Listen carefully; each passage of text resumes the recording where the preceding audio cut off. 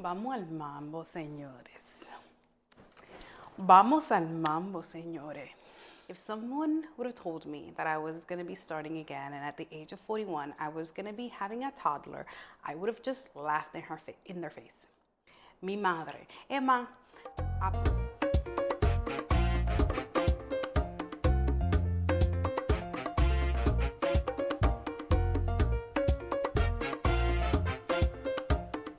welcome to Coffee and Charlas, where we do real talk, one cup at a time. And what I usually do is I tell you guys what it is that I am drinking. And what I am drinking today is Cubano Roast. It's a dark roast and it's strong y potente. Should I be drinking it at 8:53 p.m.? Probably not, but here I am.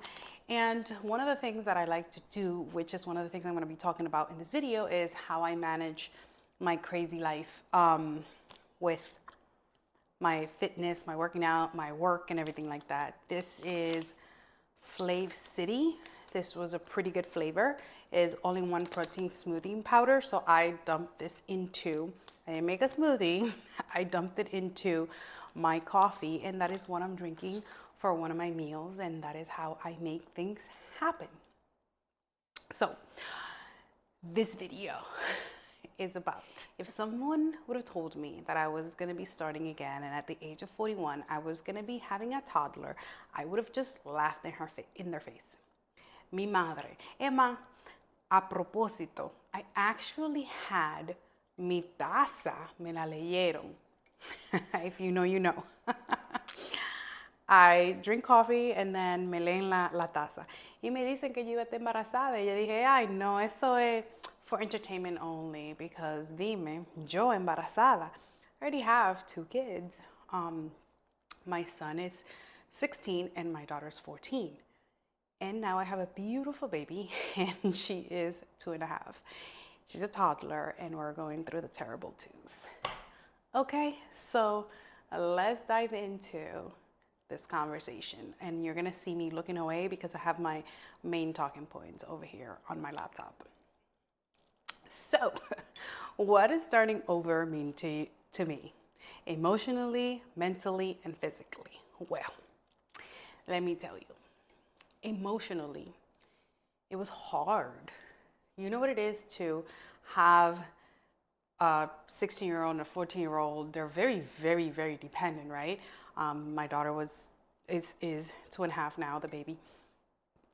And yo no sé, como que it wasn't what I had envisioned for myself. So having to go back, and don't get me wrong, I enjoyed all the stages because one thing I did learn is to enjoy all the stages of the children. Because also what I learned, it is only temporary. Right? She's only going to be 2 once. She's only going to be 3 once. They're only going to be this age once. So I feel like you have to soak up everything, but emotionally at the beginning, it's like I tried to nurse her. It didn't work out for me. I tried so hard, but it did not work for me this time. I did have cancer, right? And like telling myself, hey, this is not the same body that you had with your previous 2 children. You are 40. This is a different body. You went through cancer. And it was really, really hard for me to give myself grace. So if you're out there listening and you're in the same boat as me, give yourself grace. It's not the same. Funny enough, her name is Grace because by the grace of God, I feel like is why I had her. Because when me and my husband decided to have another child, when I went to doctors, they said I only had 1 working follicle, and it was like a whole thing. So even from the beginning, it was like a journey to even get there. So I enjoyed the pregnancy and I took whatever came with it, right? But you're losing your body, right? You're growing a human in you, and then you're having this human and you're trying to feed it and do all these things when they're baby, and you are sleep deprived and there's not a lot that you can do. And I didn't want to gain a lot of weight. You know, I wanted to stay fit. And again, I had just lost all this weight and I was skinny again. And I was like, yes, this is my old self. I'm skinny. La, la, la, la, la. Yeah. And then I got pregnant. So emotionally and mentally and physically, I covered all of them. So if you're out there and you feel like I feel, just drop a comment and let me know. This is meant to be a conversation. And if you're listening on Spotify or other means, just let me know.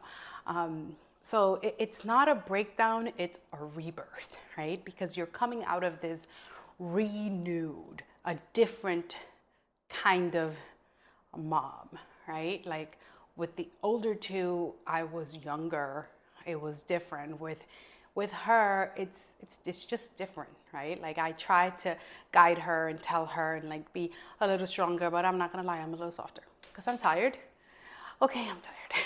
And that's it. I said it out loud and now it's recorded and that's gonna be there forever. She's probably gonna listen to this at some point in her life, but it's out there. Okay, I'm a little bit softer. Just a little bit softer. Not that much, but I'm a little bit softer. I'm tired, okay, guys? How your life looks different now. Raising a toddler and teens at the same time. Whoa. I've had this conversation with besties and friends of mine so many times. It's like, it's exhausting. Guys, I'm not gonna lie, it's exhausting. Why? Because you are trying to potty train, right? She's 2.5 and she's interested in potty training. So I'm trying to potty train her and she's completely different than the previous two because they're all different. My middle child was so easy. 1, 2, 3, she was potty trained. But this one, she has a mind of her own. She has my attitude times 20. And if you know me, you know what that means. So it's like I'm raising a toddler and I'm trying to teach her how to speak, how to talk, how to walk, how to crawl, how to eat, how to be potty trained, how to do all these things. And then in the other end, I have my teenagers. And one of my teenagers is a girl. And I'm blessed that, you know, my teenage things haven't been too crazy, but there's teenage things. And I don't want to divulge what they are because it is their private life and I don't want to blast it out on the internet. So I'm not going to say. But just know I have 2 teenagers that have different needs. And then people think that because they're teenagers, oh, you don't have to be there for them. No.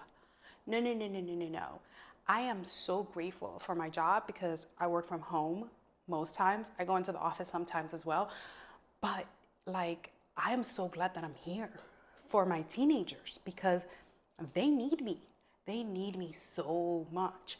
And people are like, oh, no, but they're older. And the other thing I don't do is I don't ask my teenagers to take care of the baby all the time. Yes, I ask them to babysit for a few hours. For the most I have asked them to babysit is 4 hours. I usually don't let them change her diaper, but they have changed maybe 5 diapers total. But I just feel like it's my responsibility. I was the one, me and my husband were the one that chose to have a child, so I don't want to put that on my teenagers to do. They're very cute with her. They help me and they do a lot of stuff with us, but for me, that's not their responsibility. I think I answered that question. Raising toddlers and teens at the same time, I highly don't recommend. It's very stressful, but if you have to do it, know I'm here for you. I feel you. Call me, text me, message me, DM me. I got you. I understand. Identity as a mom, professional, Latina, and a woman evolving. So, yeah, I'm a mom. But it looks different now because I'm a mom of a toddler, but I'm also a mom of 2 teenagers. So again, I have this range of children. So right now she's 2.5, so she's not going into sports, but I have the older 2 and they're into sports. And I haven't started swimming lessons with her yet, but she's gonna start swimming lesson. And then I have the older 2 in sports, so I have to be a cool teen mom. I try. And then I have to be a toddler mom. So it's just interesting, you know, the people that I actually meet in my day-to-day life. So, and then the professional juggling, being a professional, like I said, I'm a cybersecurity engineer. I work for a living. So it's hard. And then finding the time to sit here and have all of this arranged and have this conversation, because I know I'm not the only one, and that's why I want to do this. I want to bring value and like make this a space for anybody that's dealing with the same things I'm dealing with, and let's talk about it. Letting go of I should have done this by now, I should have done that by now. I think that's an important point. Don't think that, oh, I'm 40, I should have already done this, I should have already done that, I should have completed this, I should have had degrees, I should have had a husband, I should have had like a huge wedding, I should have had a car, I should have had this. Timelines are different for everybody. And if you take anything away from this video, take that. Timelines are just completely different from everybody. So the biggest lessons that I've learned throughout, grace and grit coexist. So you can give yourself grace. For example, what I said about me having my coffee very, very late in the day with my protein. Guess what? That's what happened today. But at least I got it, right? I found a way to do it. So give yourself grace, and I'm going to give myself a high five, because I had one of my meals and I only have one more meal left to complete my day. And that is giving myself grace. And the grit comes from, hey, I did it. I did it. I'm doing this thing. So it's very important for everybody that's going through any type of journey to give yourself grit, to give yourself grace because of the grit. Like, the two can coexist. You can grind and you can also give yourself grace. Slowing down isn't quitting. I'm going to listen to this for myself, because I don't have it all figured out. I really, really don't. All of you. I don't know who does, but anyway, I definitely don't have it all figured out. And I have to slow down sometimes, like point in case, this podcast. Sometimes I'm like, I can't do it. I don't want to sit down and have this conversation, or I just don't want to record, right? And I have to understand that I released a video last month and I'm releasing a video now. I'm not quitting, I'm slowing down. It's the same thing with working out, right? I get down on myself sometimes because I'm supposed to work out 4 times a week, and sometimes I only get 3 times a week, and it really hurts me that I didn't get that 4 days, because I'm like, it's only 4 times a week, Nelia. Come on, get your ish together. What's wrong with you? Literally, I talk to myself like that, and that's not good. Nelly, it's not good. It's not good for you to talk down to yourself or to talk bad to yourself, because you're just slowing down. You're not quitting. Okay? All right. Good. I'm glad that we had this talk for you and for me. You're not behind, you're being prepared, right? So you're not falling behind. You're just gathering all the things that you need to move at your pace and to get to the point that you need to be. So if you're watching this while you're folding the laundry or crying in a car after a drop off, don't worry, I got you. That's gonna be me, because she's gonna start a new school, and I already have tons of anxiety of what that's gonna be, but I got you. I'm here for you. So just drop something in the comment again, and then we can connect. If you are on a reset season or anything like that, I am going to link a 10-question kind of journal prompt so that you can go ahead and answer those.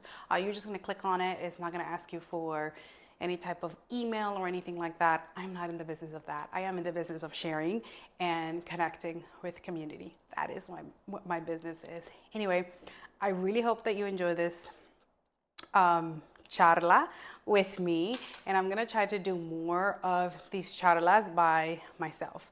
And remember, I have it written down, you're not starting from scratch, you're starting from experience, and you're not doing it alone, because I'm here walking this too. So cheers with my coffee, and have a blessed day wherever you are.